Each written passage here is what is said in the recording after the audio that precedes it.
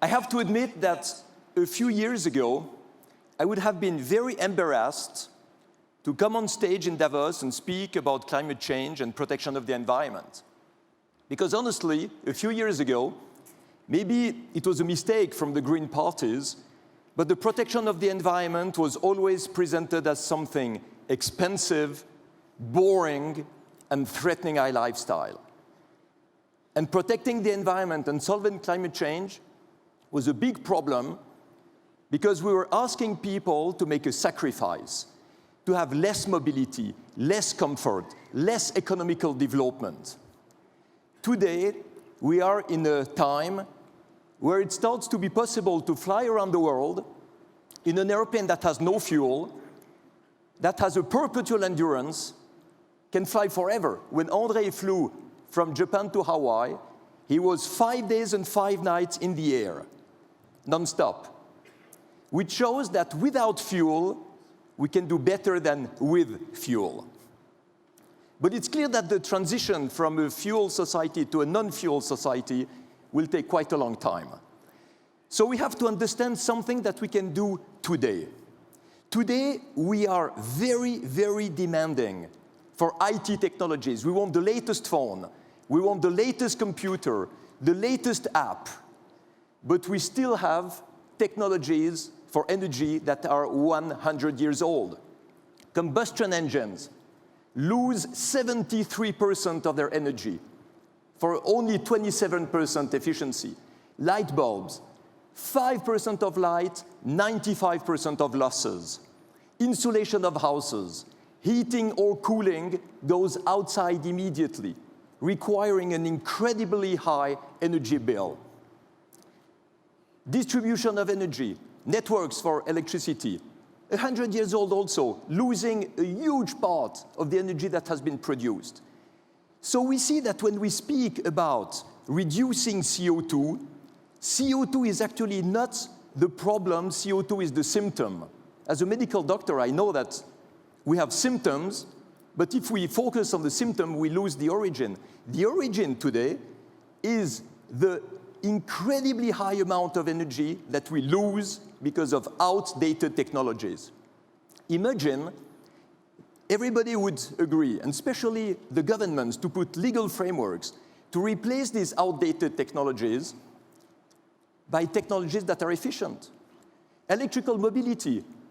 The motors of our airplane have 97% efficiency, 3% losses only. Light bulbs, 95% of efficiency on LED. Insulation of houses. You can have energy-neutral houses. Networks, smart grids. When we speak of smart grids, it means that the other grids are stupid? Yeah, probably. At least they're old. And this is where we have to understand that this transformation is going to bring job creation, profit, economical development. So when you hear that climate change will oblige people to reduce their economical development, especially in the emerging markets, it's completely wrong. It's exactly the opposite. The adventure today is to replace these old polluting devices with modern technologies that exist today. So when you see in the title of the session today, flying around the world with no fuel or no fear, it's true that what really frightens me is to live in a world where half of the energy we use is lost. Flying in a solar airplane brings much less fear. So let's do something in terms of economic, in terms of finance, in terms of technology, in terms of industry, to bring these solutions to the rich countries to be richer and to the poor countries to become richer also, allowing them to make this development with the clean technologies, like the one we're using on Solar Impulse. And André is going to explain how, with a plane like this, we can defy the impossible. Because what we have to do in our world is to understand that what we believe is impossible is actually not only possible, but it can be easy and profitable. Good morning to everyone. That's true that I think we can say today that everyone knows that we have to decarbonize the world. But when you start talking about ambitious plan to develop renewables, to develop the clean technologies, you will very often hear people say, it's impossible. And that's exactly what we heard 12 years ago when we started the project.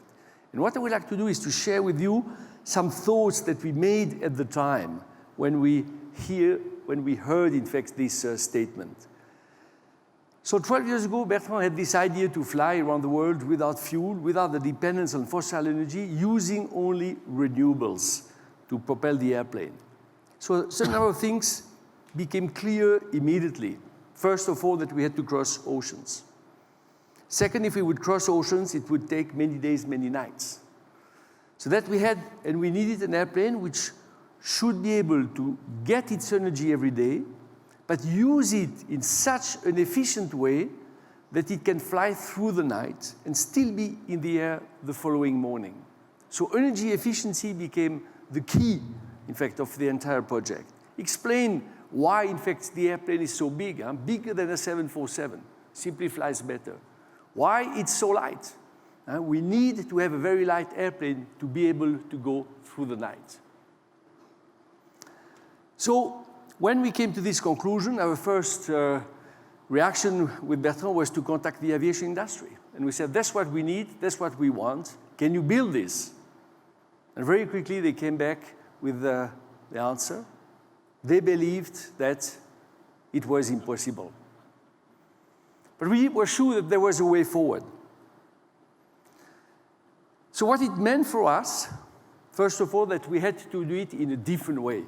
Of course, on one side, use different technologies, but I guess also develop a different kind of organization, different mindsets, maybe different values, different culture. And let me give you two short examples. When we designed the airplane, we looked at each part. We tried, of course, to make them extremely light. So you design it, you use software, you use sophisticated technologies to simulate what's happening. And of course, then you test this part. And when you test it, if it doesn't break, normally you are happy. But I was not, because it meant that the part was too heavy. So send it back to the drawing boards to try to make it lighter. And if you look at these ribs on the wing behind me, we had 10 iterations. We started with 90 grams, we went down to 50 grams.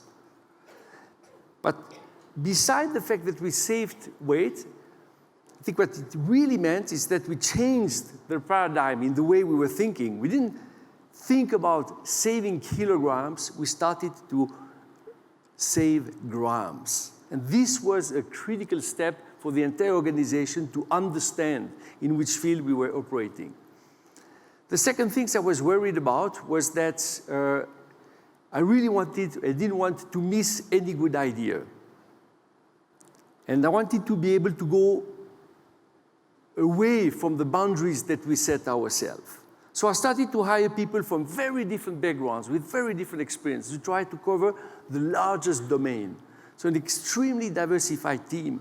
And I'm sure you realize that immediately it was a nightmare to manage. And to give you one example, we built this airplane using carbon fibers. So I looked for the company who was the best using this material. And it ended up being a company which designed boats, built boats. The best boats, I agree, because they built the two Alinghi's boats which won the America's Cup for the Swiss teams.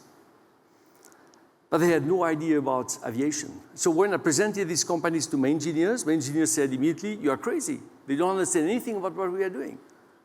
It will never work.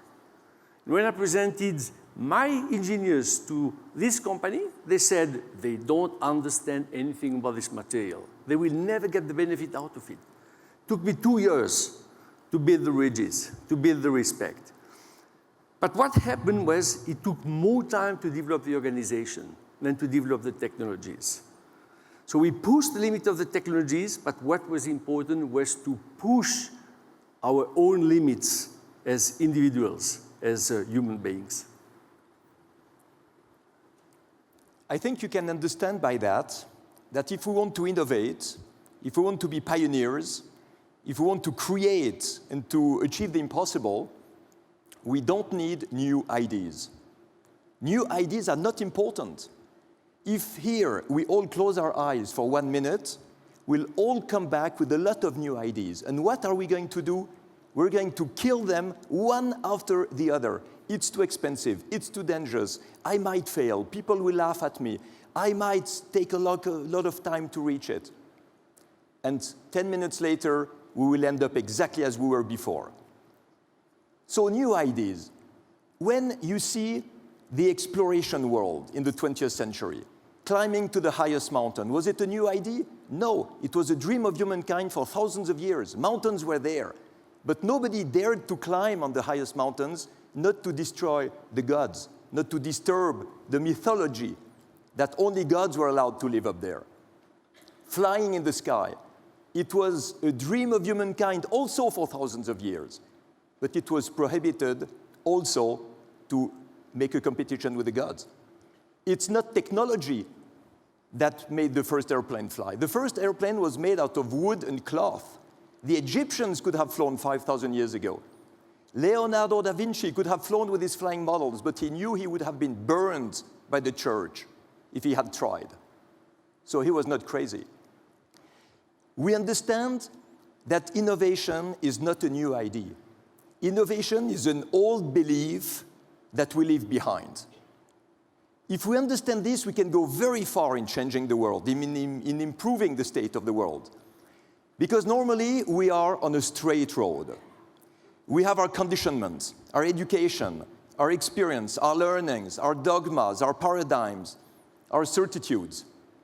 They keep us in a straight road until there is an obstacle. And when you are in front of the obstacle, you cannot avoid it, and you call it a crisis, a disaster, a catastrophe, or whatever.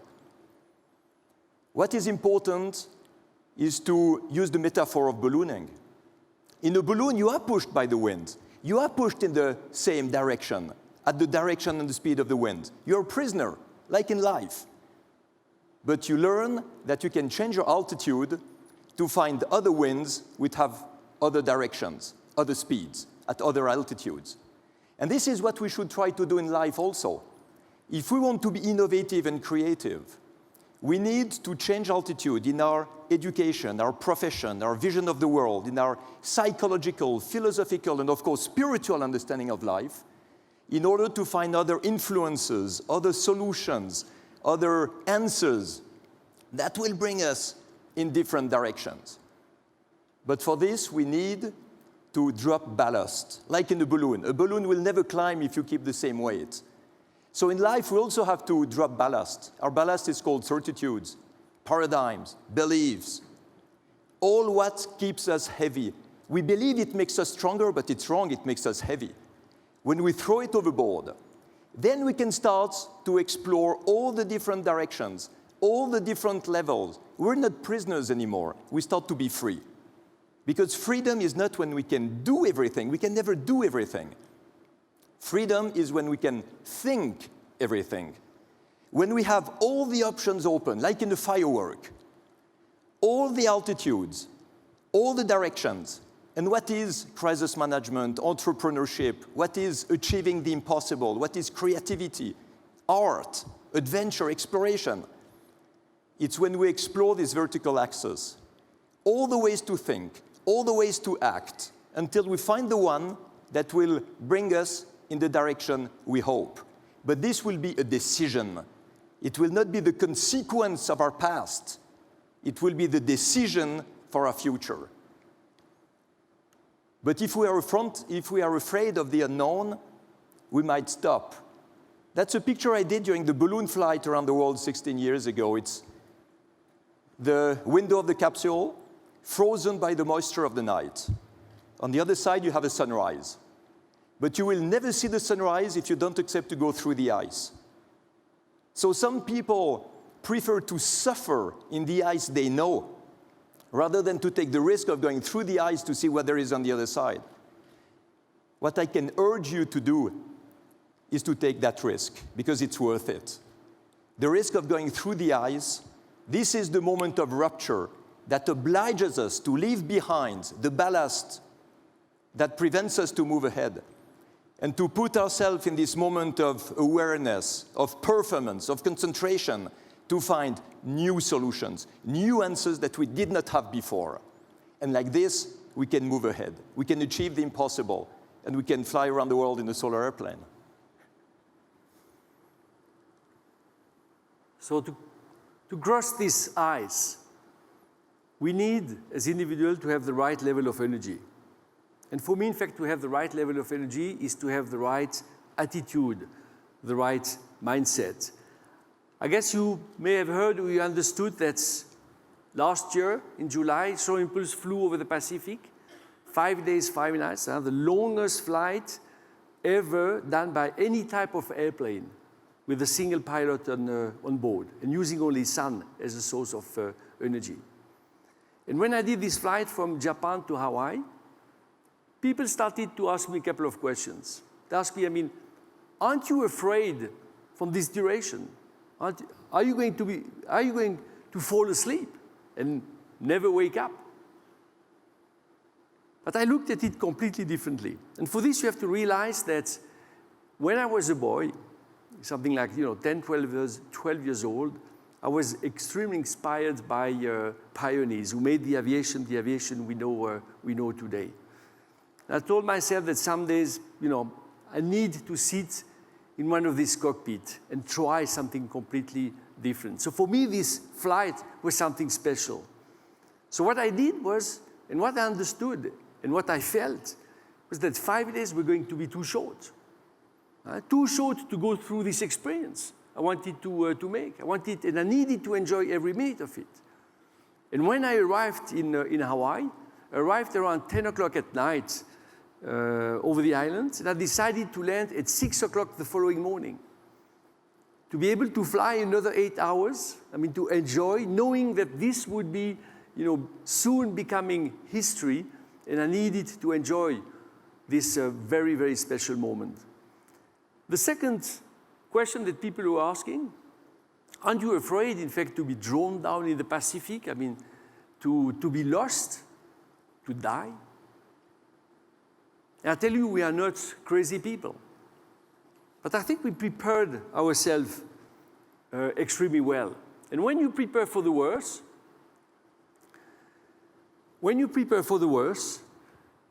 it's a way, in fact, to put the anxiety away.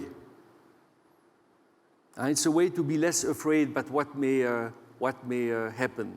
And let me tell you a story which happened 3 years ago when I flew from Washington to New York with the first airplane. At noon, I was flying over the Atlantic coast, waiting, in fact, to get the possibility to go to Kennedy Airport, and a helicopter came and to make some pictures of the airplane. And as soon as he got close, he told me that I was losing part of the undercover of the wing. So they made pictures, sent it to the control center. Of course, was shown to the engineers. And the first things I got from the engineers, a few minutes later, was that they were surprised that the wing did not disintegrate yet. A few seconds of excitement, as you can imagine. So I prepared, in fact, to jump out. I organized the cockpit, and I went through the drill, in fact, what I had to do in case I needed to jump out. How to jettison the cockpit, how to fall, how to open the parachute, how to get into the water. And I told myself, if you have to do it, you will know how to do it. So if this happens, you better enjoy it, because you don't have the possibility to jump out of an airplane every day, especially over the Atlantic. But I told you, this calmed me down completely. And I was able, in fact, to complete the flight another 9 hours until I was cleared to land at Kennedy late at night. But what it told us is that when you are well prepared, it helps to put the pressure away. It helped to go into the unknown with a different mindset. And even being very conscious about every step. And when we are very conscious about every step, in fact, the unknown becomes even attractive. So that's what we experience, and that's what we experience as explorers. And I think everyone in this situation going into the unknown can do exactly the same. Thank you very much.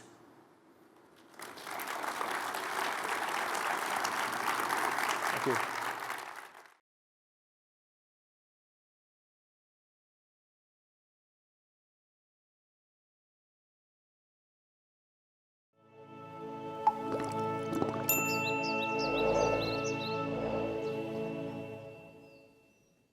Wenn man sich heute ein Mobiltelefon kauft, dann When you buy a cell phone these days, these phones usually have an OLED display. And this is where you can see the big advantages offered by OLEDs. They provide very high contrast. In future, OLEDs are also intended to be used for general lighting purposes. OLEDs are among the extremely few light sources that we know that are truly wide area light sources. die wirklich flächige Lichtquellen sind. Ansonsten gilt für die OLEDs, dass OLEDs offer the whole range of advantages that also apply to organic solar cells. This means they provide mechanical flexibility. They allow us free choice of color. We can engineer them to be transparent, and I hope that ultimately we will even be able to print them.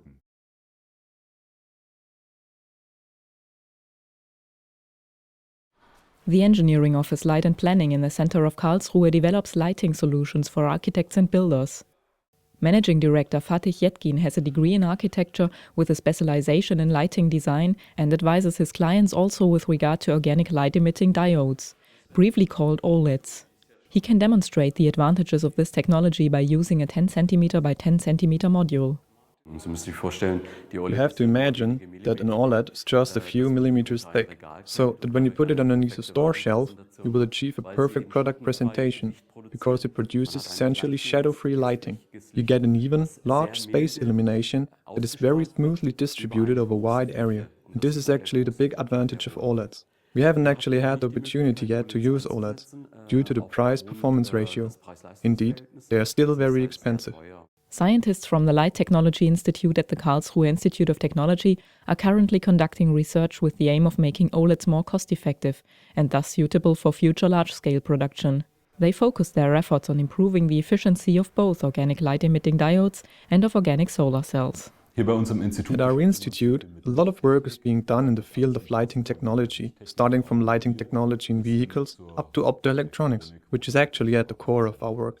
organische Photovoltaik bedeutet im Prinzip Organic photovoltaics basically means that we use synthetic materials, plastic, such as plastic bags if you will. organisch heißt in dem Fall, dass Organic in this case means that we use compounds that are based on carbon molecules. In an OLED, the carbon compounds form the light-emitting layer, whereas in an organic solar cell they form the light-absorbing layer. This active layer is situated between two electrodes, a cathode and an anode, which will later on collect the current. The active layer consists of a semiconductor, which, in the case of an OLED, conducts electricity only when a voltage is applied to the electrodes, and, in the case of an organic solar cell, when light is absorbed by the cell.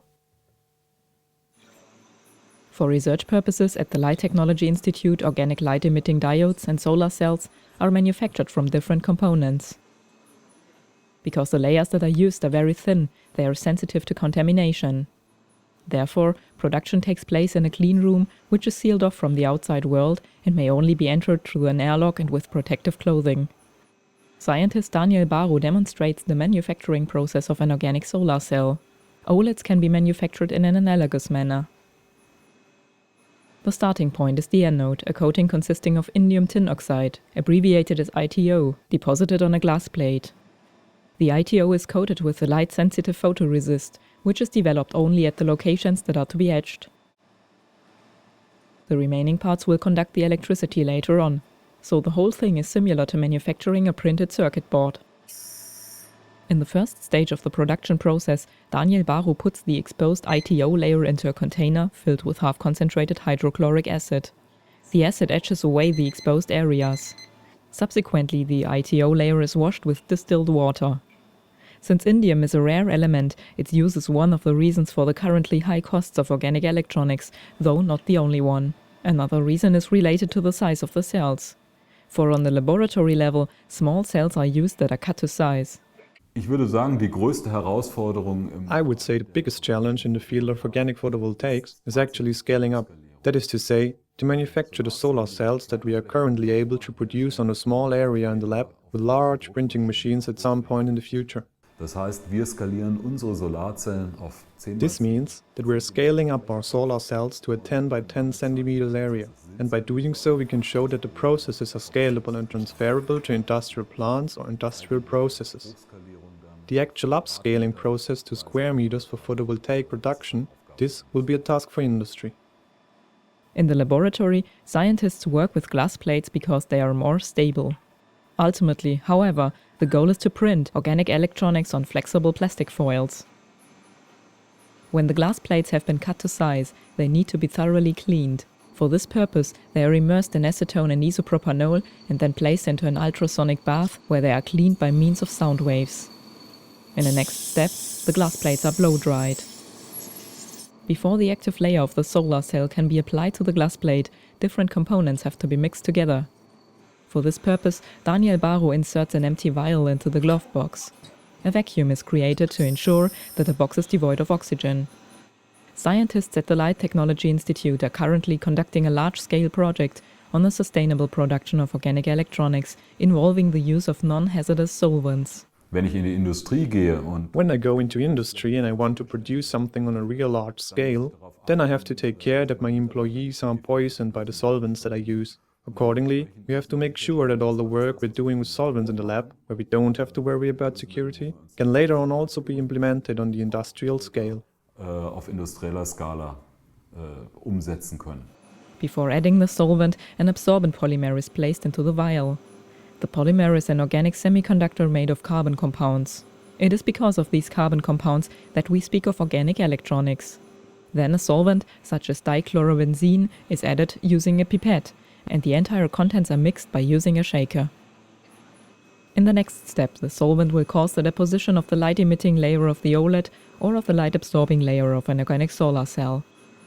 Da unsere organischen Halbleiter, die wir benutzen, Since, according to ordinary standards, the organic semiconductors that we use to absorb light are actually very good insulators. These layers are very thin. We've got layers with a thickness of about 100 nanometers here. 100 Nanometern.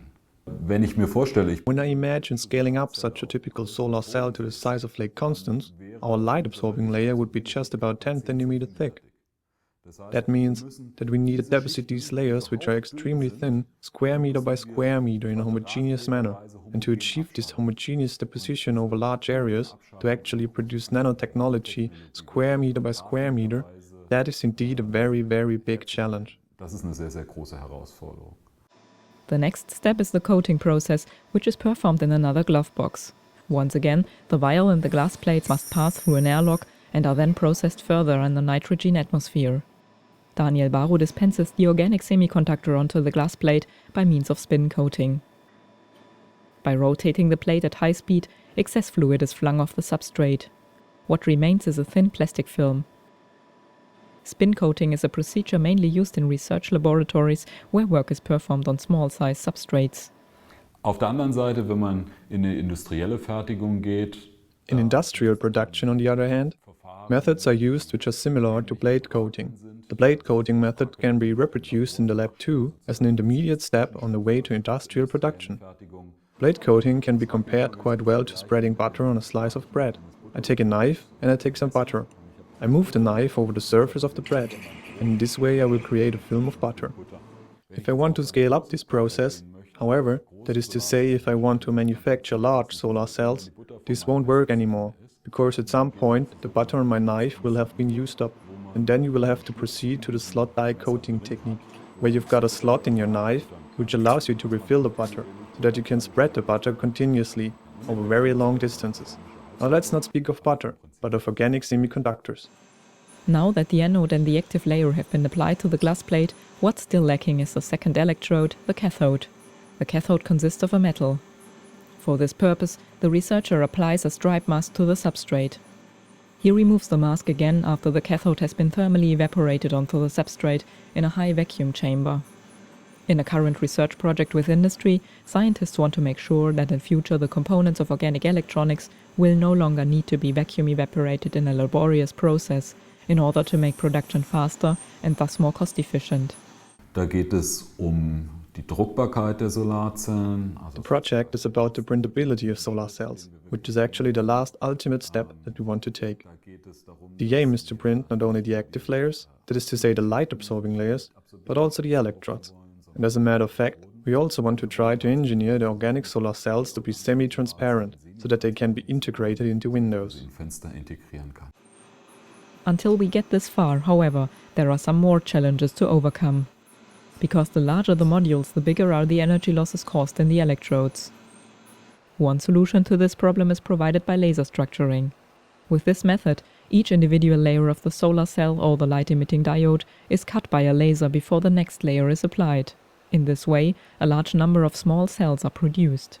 In the cutting area, the individual cells are connected to each other by the electrodes and switched in series. By switching them in series, subsequent energy losses will be minimized, because the current will decrease while the power remains consistently high. The laser is computer-controlled and the laser beam is directed via mirrors towards the experimental setup. At the cutting point, the substrate is placed under a lens which focuses the laser beam. To verify the efficiency of an organic solar cell, it can be checked by using a solar simulator and by means of quantum efficiency measurements. The quantum efficiency is the ratio between the absorbed photons and the electrons that provide the electricity yield, depending on different wavelengths of light. The measurement begins with the short wavelengths of ultraviolet light, continues with a spectrum of visible light, ranging from purple to blue, green and yellow to red, and ends with long wavelength infrared region. Another possibility of locating defects in both solar cells and light-emitting diodes is to examine it under an atomic force microscope in the characterization lab. Here, the organic semiconductor is again inserted through an airlock into a glove box. After it has been put under a laser, scientist Stefan Reich first has to install the probe tip into a holder and to align the laser.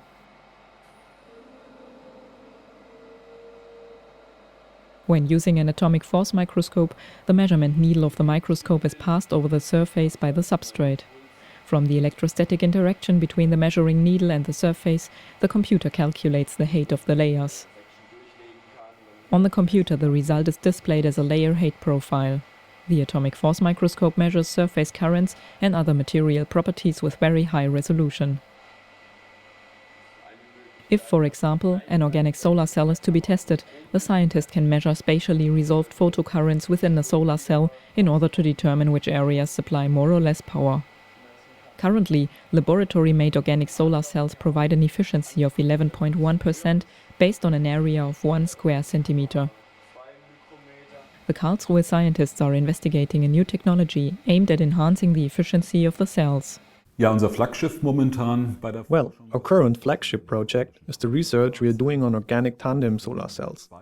Here we stack two solar cells on top of each other to further improve the absorption of light. That is to say, the light that hasn't been absorbed by the first solar cell is then absorbed by the second one. In contrast to organic solar cells, an OLED emits light. However, since there are more similarities than differences in the production of the two cell types, research results can be applied to both areas. Daniel Barrow puts his laboratory result to the test by applying a voltage to the two terminals. The light effects show that the OLED works. Die organische Photovoltaik ist heute nach wie vor ein Forschungsgebiet. Today, organic photovoltaics is still an area of active research. Of course, there's a number of working groups doing research on organic photovoltaics, not only in Germany, but this is happening worldwide. Especially Europe has a leading role with regard to the research on organic solar cells. These activities are supported by the European Union, and of course, this applies to us too. Nevertheless, there are also some companies that are already active in this field, and a number of these companies, among them also German ones, say that their first pilot project for organic photovoltaics are almost ready for market entry. Of course, we're not speaking of applications such as solar cells for rooftops here. We haven't got that far yet, but of mobile applications, integration into bags or similar applications. Oder ähnliche Anwendungen. Other than organic solar cells, OLEDs are indeed already available on the market, but they are being used above all in display technology. With the development of cost-efficient organic electronics, OLEDs will in future also conquer the general lighting market. Dadurch, dass die OLED nur wenige Millimeter dick ist, Due to the fact that OLEDs are just a few millimeters thick, I can stick them anywhere. in theory at least. Just imagine that all of this could be printed on foil too, time will tell, and that this could possibly even be done in a curved space. Such possibilities are absolutely fascinating. Anyway, this means to us that there will be another light source available that could in fact be used for any purpose whatsoever.